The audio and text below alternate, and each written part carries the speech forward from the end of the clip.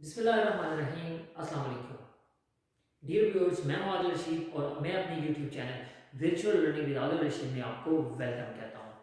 Dear students, आज आपको मैं कुछ बहुत ही इंटरेस्टिंग पढ़ाने जा रहा हूं, तो फिर तैयार हो जाइए क्योंकि आज के इस टॉपिक के पढ़ने के बाद आप बहुत ही आसानी से अपने बारे में एक एनालिसिस करके बताएंगे कि हाँ, मेरे अंदर कौन कौन सी खूबियाँ हैं, कौन कौन सी कमियाँ हैं, या क्या कुछ मैं कर सकता हूँ कि वो करने के बाद जो है मैं अपनी इन कमियों को मैं इसको ओवरकम कर सकता हूँ और मैं एक कम्पैक्ट और एक मुकम्मल इंसान बन सकता हूँ।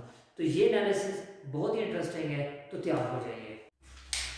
हम पढ़ने जा रहे हैं स्वॉट एनालिसिस के बारे में।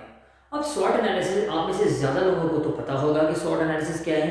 चलें, जिनको नहीं पता तो उनको भी बता देते हैं कि स्वॉट क्या है। स्वॉट एनालिसिस अक्सर बहुत बड़ी जो मल्टीनेशनल कंपनीज हैं वो ये करती हैं।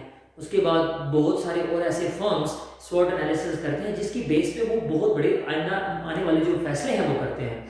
तो मैं आज आपको स्वॉट एनालिसिस बताऊंगा कि आपने अपना स्वॉट एनालिसिस कैसे करना है और उस स्वॉट एनालिसिस की बेस पे आपने फिर जो है वो कैसे कोई डिसीजन लेने हैं या क्या चीज़ें जो है वो आपने ऑनवर्ड फ्यूचर में जो है उनको अडॉप्ट करना है।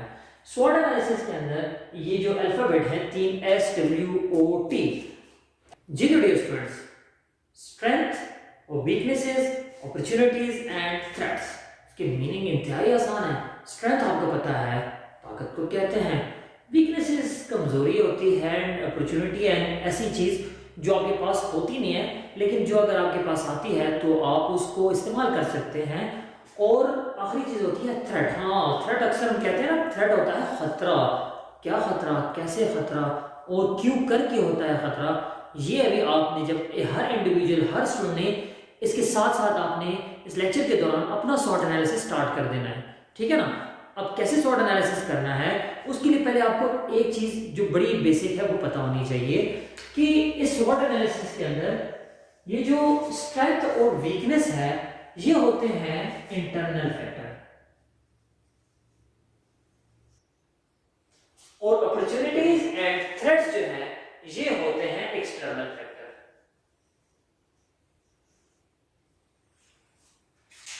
अब internal and external it means कि जो स्ट्रेंथ एंड वीकनेस है ये हर इंडिविजुअल, हर कंपनी, हर जो फर्म होता है उसकी अपनी होती है। स्ट्रेंथ एंड वीकनेसेस वो कह सकता है कि हाँ ये मेरी हैं और ये उसके कंट्रोल में होती हैं। ठीक है। जबकि अपॉर्चुनिटीज एंड थ्रेट्स जो हैं वो एक्सटर्नल फैक्टर होते हैं जो उस इंडिविजुअल या उस कंपनी, उस मल्टीनेशनल या उस फर्म के ऊपर जो है उसका असर होता है। अब वो कैसे अपॉर्चुनिटीज एंड थ्रेट्स हैं, वो कैसे एक्सटर्नल फैक्टर, कैसे एक इंडिविजुअल या कंपनी के ऊपर असरअंदाज होते हैं, ये हमने सीखना है।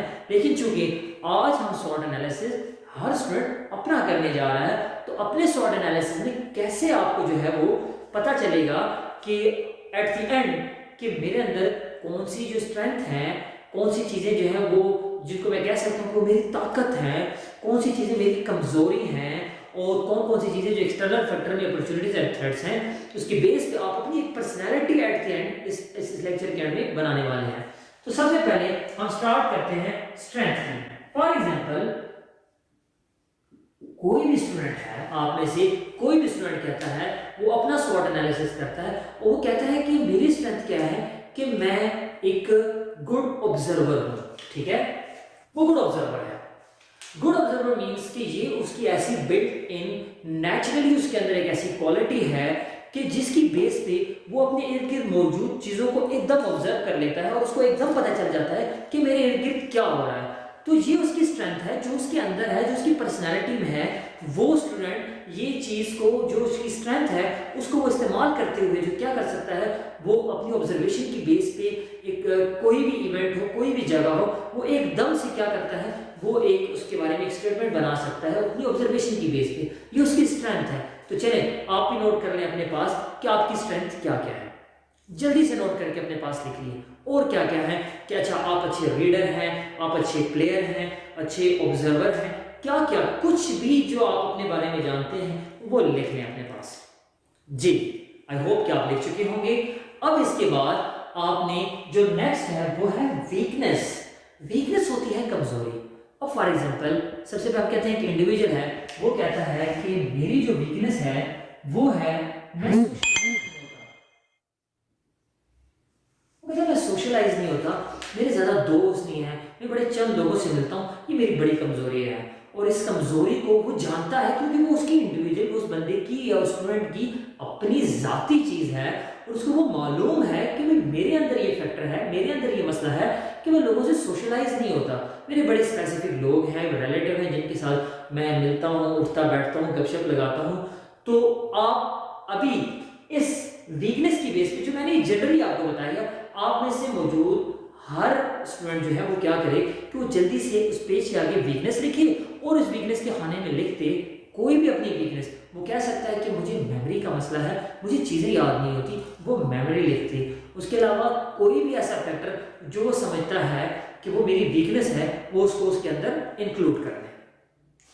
कुछ वीकनेस के अंदर कुछ लोग कहते हैं कि मैं लोगों के ऊपर ना ट्रस्ट बहुत जल्दी कर जाता हूँ और ट्रस्ट के नतीजे में क्या होता है कि मुझे एकदम से ना धोखा मिल जाता है और वो धोखा मिलने से क्या होता है कि मैं अक्सर ना बड़ा हर्ट होता हूँ। तो वो कहते हैं कि मेरी बड़ी कमज़ोरी है। अब कमज़ोरी, उसकी वीकनेस जो है वो भी अपने पास अपने आप की, इस तरह कि मैं किसी एक इंडिविजुअल की बता रहा हूँ, आप भी अपने पास अपनी वीकनेसेस और जितनी सारी हैं वो नोट कर लें। ठीक हो गया। अब क्या है कि स्ट्रेंथ और वीकनेसेस जो हैं ये आपकी इंटरनल होगी, ये हर इंडिविजुअल, हर कंपनी, हर फॉर्म की क्या है, उनकी अपनी होती हैं, उनको नोन होती हैं, वो उसको जानते हैं कि हमारे अंदर ये चीज़ें हैं, ये स्ट्रेंथ है हमारी और ये वीकनेसेस हैं। ठीक हो गया। अब हम चलते हैं अपॉर्चुनिटीज़ की तरफ। अब अपॉर्चुनिटीज़ क्या हैं?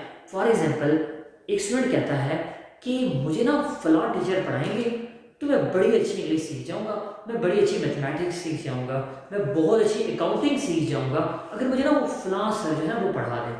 ठीक हो गया। अब ये अपॉर्चुनिटी उसके लिए एक्सटर्नल है। अगर आप नोट करें वो टीचर कहाँ है, वो टीचर तो भी उसके पास नहीं है ना। अब वो कहता है कि अगर वो मुझे मिलें तो वो मुझे पढ़ाएंगे। अब अगर वो उसको पढ़ाएंगे तो उसको मैथमेटिक्स, उसको इंग्लिश, उसको केमिस्ट्री या कोई भी सब्जेक्ट बहुत अच्छे से आ जाएगा। बहुत अच्छे आने के बाद क्या होगा, उसकी वो अपॉर्चुनिटी क्या हो जाएगी, कन्वर्ट हो जाएगी उसकी स्ट्रेंथ के अंदर, वो उसकी ताकत बन जाएगी। वो अकाउंटिंग अच्छी सीख जाएगा, वो मैथमेटिक्स अच्छी सीख जाएगा, वो उसके अलावा कोई भी सब्जेक्ट, कोई ज्योग्राफी है या एनीथिंग, उस फिलॉसफर के पढ़ने से वो सीख जाएगा। तो दिस इज अपॉर्चुनिटी। तो आप भी लिख लें अपॉर्चुनिटी। आप लिख सकते हैं कि मैं फलां स्कूल में चला जाऊँ तो मैं ना अच्छे ग्रेड ले सकता हूँ क्योंकि वहाँ की जिसका एनवायरनमेंट बहुत अच्छा है, वहाँ बड़े अच्छे क्वालिफाइड टीचर हैं, या एनीथिंग आपको लगता है कि वो स्कूल से रिलेटेड जो आपको अच्छी लगती है, उसका एनवायरनमेंट अच्छा है, उसकी बसेज अच्छी हैं, उस स्कूल की बिल्डिंग जो है वो प्यारी है, तो आप कहते हैं कि दैट इज अपॉर्चुनिटी। अगर मैं वहाँ जाता हूँ तो मैं जो है वो इन चीज़ों को सीख सकता हूँ या मैं अच्छे ग्रेड्स ले सकता हूँ। तो दिस इज अपॉर्चुनिटी। और ये क्या हुआ, एक्सटर्नल फैक्टर हो गया आपका। इसके बाद अगर हम बात करते हैं थ्रेट की, थ्रेट्स में डियर व्यूअर्स 2019 ऑनवर्ड ये जो कोविड वाला सीन है, हम कहते हैं कि फॉर एग्जांपल आप में से इंडिविजुअल कहता है कि मुझे ना जो ज़्यादा थ्रेट है वो इस टाइम कोविड-19 से ही, लाइफ की तो है ही है लेकिन मेरे साथ ना उसकी मेरी पढ़ाई भी बड़ी जो है वो ख़राब हो रही है। अब क्या है कि वो अपने थ्रेट्स में लिखता है कि भाई मेरे थ्रेट्स में क्या है, कोविड-19 मेरे लिए थ्रेट है। अब कोविड-19 कैसा थ्रेट है कि उसकी पढ़ाई मुतासिर हो रही है, वो ठीक से स्कूल नहीं जा पा रहा, वो और भी अपनी कोई एक्टिविटी है उसको नहीं कर पा रहा, तो उसने कोविड-19 जो कि एक्सटर्नल फैक्टर है, उसकी मर्जी से तो नहीं हुआ ना। अब वो कोविड-19 उसके लिए क्या हुआ, एक थ्रेट हो गया। अगर कोई कंपनी है वो कोई प्रोडक्ट बना रही है तो अगर कोविड-19 होता है तो उसका क्या होता है, प्रोडक्शन रुक जाती है। प्रोडक्शन रुकने से कंपनी क्या हो जाती है, बंद हो जाती है। उसके लेबर जो है वो अनएम्प्लॉयड होकर कंपनी से बाहर हो जाते हैं, डाउन साइजिंग हो जाती है कंपनी के अंदर। अब ये थ्रेट कोविड-19 उसके लिए थ्रेट, हाँ हम अपनी इंडिविजुअल अपने लिए कह सकते हैं कि भाई मेरे लिए थ्रेट भी कोविड-19 इस तरह हुआ कि मैं अभी ना ठीक से स्कूल नहीं जा पा रहा, मैं ठीक से चीज़ें पढ़ नहीं पा रहा, मैं पढ़ नहीं रहा। तो उसके बाद आप कहते हैं कि टेक्नोलॉजी बड़ी तेज़ी से ग्रो कर रही है, जो है दुनिया को हम कहते हैं ग्लोबल विलेज बन गया है, तमाम दुनिया आपस में लिंक्ड हो चुकी है। एक सेकंड में जो है ना आप एक ईमेल करते हैं और आपको पूरी इन्फॉर्मेशन जो है इधर से उधर कर देते हैं। व्हाट्सएप के जरिए कोई भी डॉक्यूमेंट्स उसकी फोटोग्राफ बना के जो है ना आप अपने दोस्त को भेज देते हैं, अपने बॉस को भेज देते हैं। तो ये बड़ी अच्छी चीज़ है। अब यहाँ सवाल ये पैदा होता है कि हमने इस जगह टेक्नोलॉजी को क्यों लिखा कि टेक्नोलॉजी थ्रेट किस तरह है। देखिए, नो डाउट कि टेक्नोलॉजी से दुनिया बड़ी फास्ट हो रही है, इन्फॉर्मेशन बड़ी स्मूथली और बड़ी क्विकली जो है वो फॉरवर्ड हो रही है, लेकिन इसके साथ साथ ये एम्प्लॉयज़ के लिए भी थ्रेट बनती जा रही है। इसके साथ साथ जो स्टूडेंट्स हैं उनकी डिपेंडेंसी टेक्नोलॉजी के ऊपर ऐसी होगी कि वो अपनी अभी जो बुक्स हैं उनसे, कैरिकुलम उनसे दूर होते जा रहे हैं। तो क्या हुआ कि आप में से हर एक बच्चा ये नोट कर सकता है उसके लिए थ्रेट क्या है।